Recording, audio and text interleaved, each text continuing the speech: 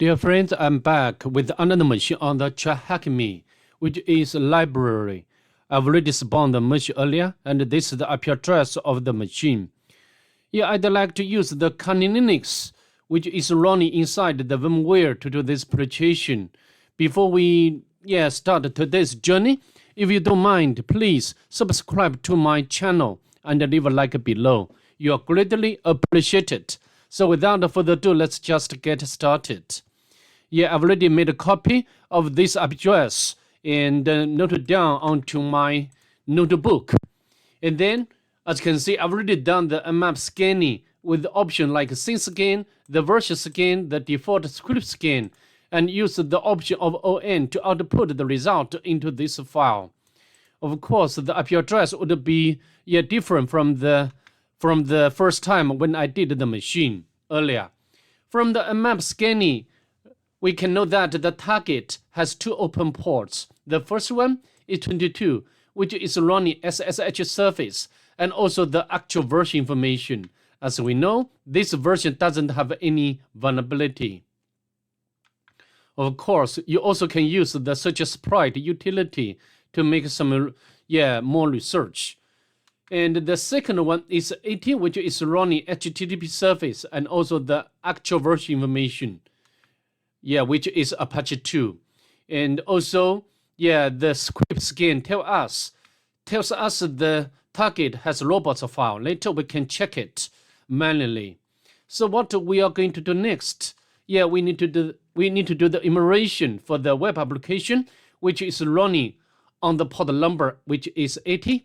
And now let's launch our browser and put the IP address of the target. Because I've already made a copy of the IP address, so now I just paste in the address bar of the browser. As you can see, this is some like a boot to root machine for FIT and besides extra, and this is the title of a blog post and some pictures.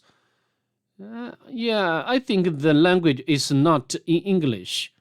And also there's some comments for this post. And some username like root and www dash data, which is a bit interesting. And also the anonymous. And the post comment. Can we post something, for example, like a JSON, and the JSON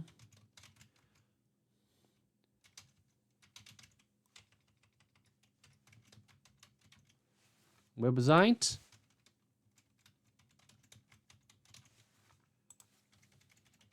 post comment. So I think this form to post a comment is not effective. I think so. And as usual, we can check the source code of this page, which doesn't reveal anything interesting. And also there's some links like about. However, this is not a real or effective link. So what we are going to do next, I think now we need to check whether this site has robots file, right? We have the locq. So, and however, the locq is user agent and disallow. I think, this robots file must, tell us something. So I thought maybe we need to use the Burp Suite to change the user agent to see what difference can make. Maybe we can turn on or enable the Burp Suite proxy, and now we can launch our Burp Suite Community Edition.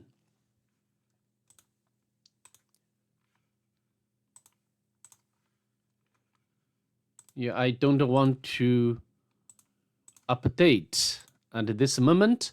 To make sure the proxy has been enabled. Okay, now maybe we just trigger. I need to enable, and now we can trigger the request again. Yeah, however, doesn't. Yeah, we got the request or intercept the request. So maybe we can change the user agent. We can remove or replace by lock forward. However, nothing different we can get from the target. So yeah, I think we can turn off or disable the proxy. So now what can we do next? Maybe we need to use some sorts of tools like Nikto to do some immersion.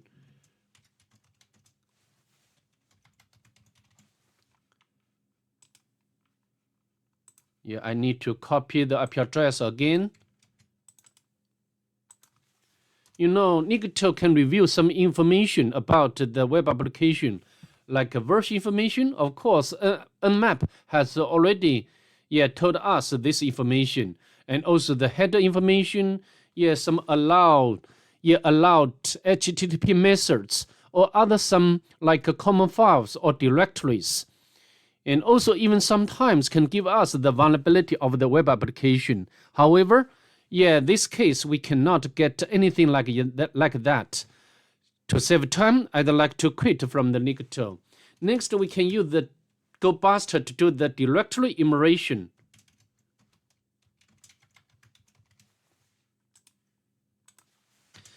As UU, I'd like to use the my preferable or UU word list GoBuster to do the directory brute forcing and specify the extension option like PHP, HTML, text, something like that. However, we cannot get anything, beyond like images, and also the default index file. We cannot get anything more, beyond this, the standard directories or files. Also, if you are a bit suspicious about this directory, we can manually check on that. Images. Nothing weird we can get from this images directory.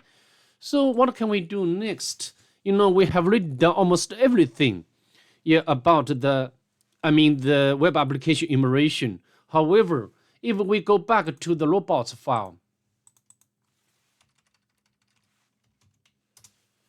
because here there is word and the word is LockQ. A very famous word list is LockQ. I've already demonstrated to use or using this word list, LockQ word list, very, very much. If you can follow along my channel. So maybe, we need to make some brute forcing. And, the web application, we do not have any, like a user login form or portal we can, brute force against. So maybe we can, make brute forcing against SSH service, okay? However, what about, we have already got the word list or the word list we are going to use. How about the user names? If we go back to the home page, and this page has already given us some possible usernames like this one. This is the author of this blog post, and also some other users' names like root, like www, data, and anonymous. So maybe we can generate the user dictionary and make brute force with Hydra. Okay, so we can create this custom or our own user dictionary in the root, www, data, and anonymous. And we can save into our working directory. We can name it as txt file. Now we can use the Hydra. Maybe I can clear the screen and Hydra, and with the option of the capital L to specify the user dictionary. And I'd like to use the P option to specify the LockQ. lock you as our word list to crack or brute force against, and specify the surface information SSH, and we can copy the IP address of a target. Let's press enter. The Hydra is so powerful. When we want to do the cracking, for example, against like SSH, FTP surface, Samba surface, and also like Telnet surface. Many different types of surface can be supported by the Hydra. And of course, if you are not sure how to use the Hydra, we can use the Hydra with option of H, and which can give us the instruction how to specify or configure this command. Also here, at the bottom, give us some examples. So we just follow the examples to use this Hydra utility, which is so useful and powerful. Now we go back to our cracking process to see whether we can crack or retrieve the password for the SSH surface. I need to make sure the IP address of target is correct. Which is correct.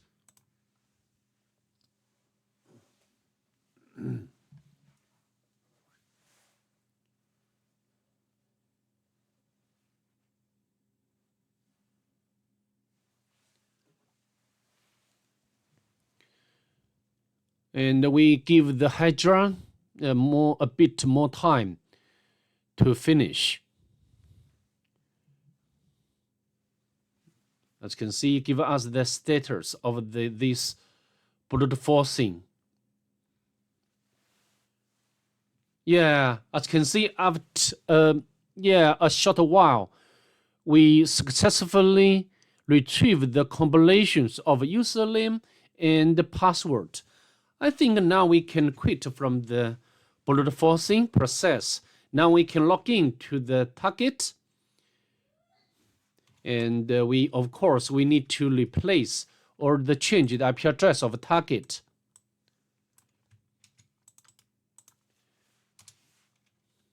Yes, we want to continue connecting or accept the public key of the target, and we can copy the password. Very stupid or very common password. As you can see, we are successfully logged in as the user managers, and we can check the ID. I think we cannot utilize the membership of this user to elevate our privilege. Now we can go back to the home directory to see, there is just only one normal user managers.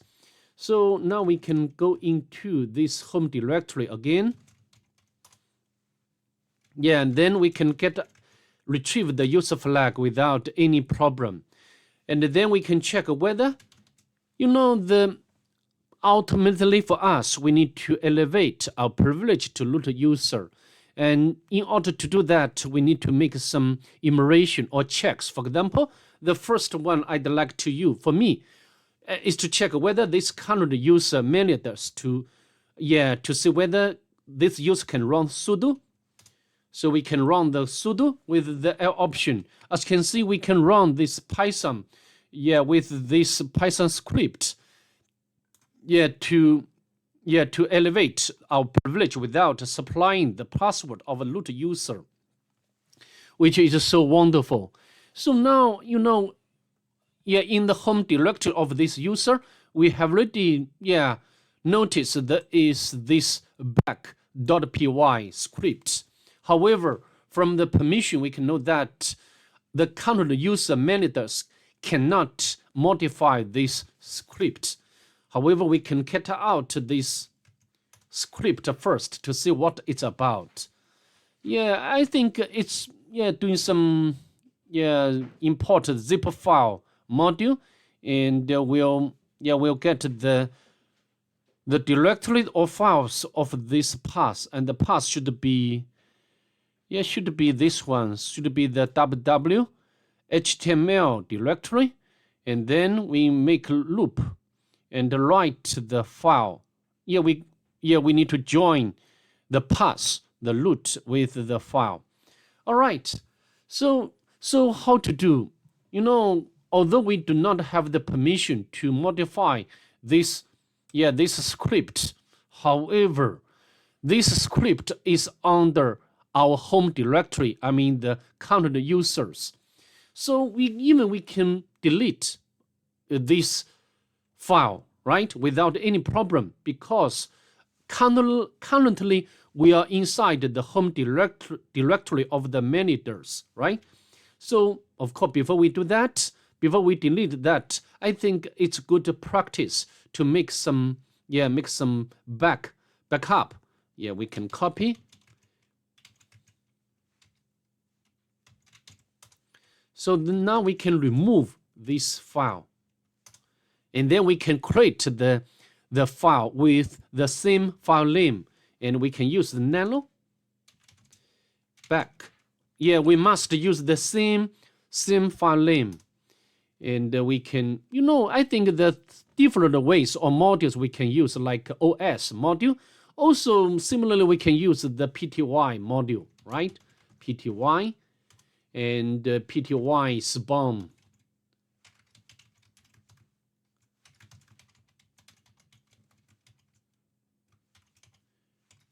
I've already used this module very often.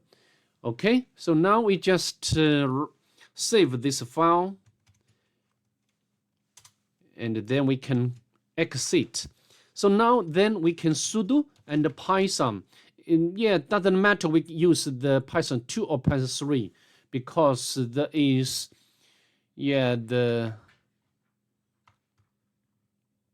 because there is the wildcard, the symbol. So now we can use the Python, and we just copy the absolute path of the script. As you can see, we successfully switched our shell to the root user. Then we can navigate to root directory, and then we can cat out or retrieve the root flag without any issue. Okay, so that's pretty much it. I'd like to see you in the next one. Bye. Have a nice day.